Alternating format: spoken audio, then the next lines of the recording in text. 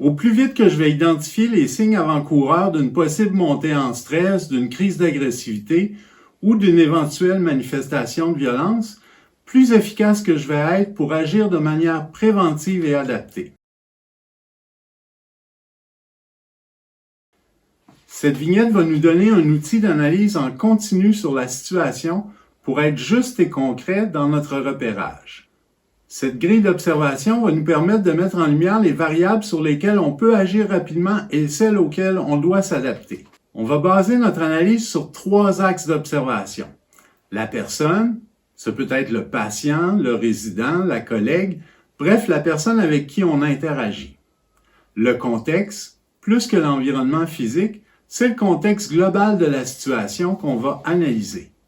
Et moi, je fais partie aussi de l'équation et je peux aussi être un facteur de risque. Commençons par le premier axe d'observation, la personne.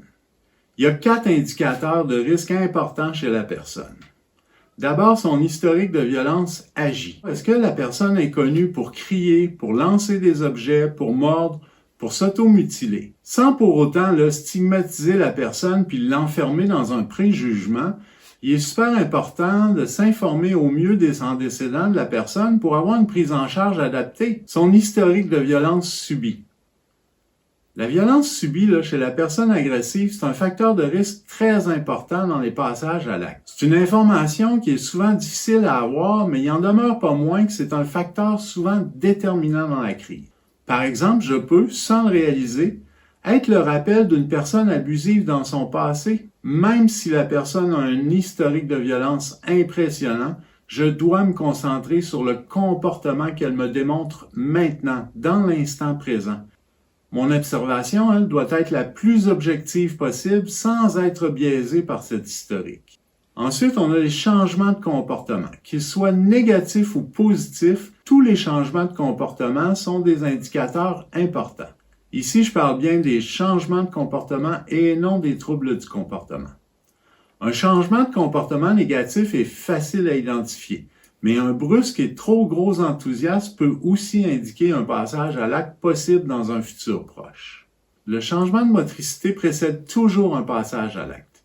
Il peut être très furtif, mais c'est un indicateur qui signifie que le passage à l'acte est imminent. Encore une fois, on identifie toujours rapidement la personne avec une nette augmentation de motricité. Celle qui marche de long en large rapidement dans la salle commune.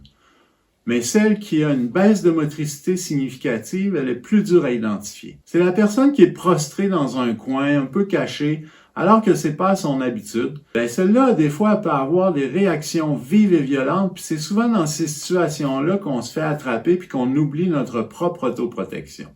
On peut ajouter à la liste d'autres facteurs de risque liés à la personne comme la pathologie, la médication, son vécu, sa culture, ses besoins physiques, ses besoins psychologiques, sa capacité à communiquer puis sa capacité à comprendre aussi. Le deuxième axe d'observation, c'est le contexte. Tout ce qui est dans l'environnement, comme le bruit, la lumière, la résonance, les lieux, les accès font partie du contexte. Mais le contexte, c'est encore bien plus que ça, c'est le contexte de la structure, de l'équipe soignante, les autres personnes du groupe, l'entourage de la personne comme sa famille, ses amis, la météo, les dates anniversaires, tout ça, c'est des choses qui sont importantes.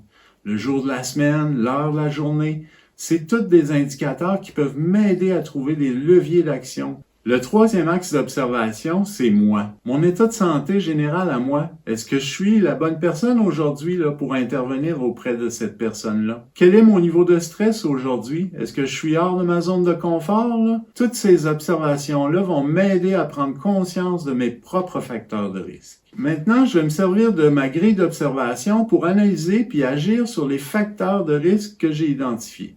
C'est un peu comme un tableau de bord d'un pilote d'avion.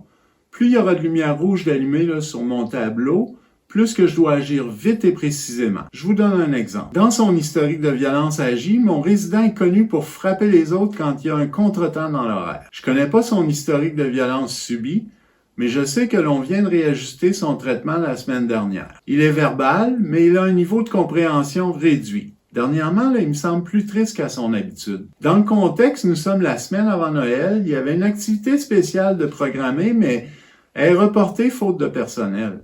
Le groupe est très bruyant depuis plusieurs jours.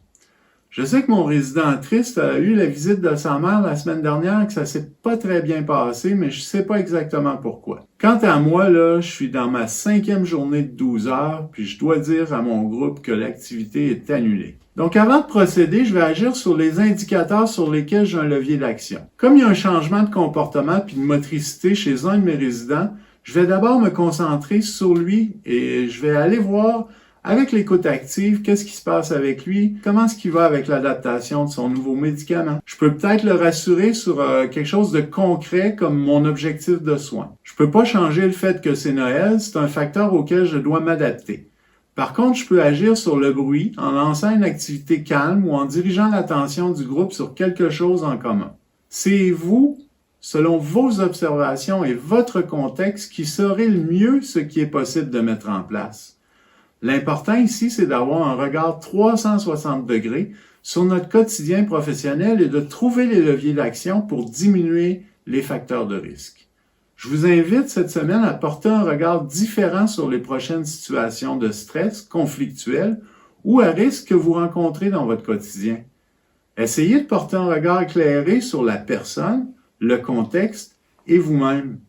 Quels sont les indicateurs sur lesquels vous pouvez agir et les ramener au vert pour éviter l'escalade ou un éventuel passage à l'acte?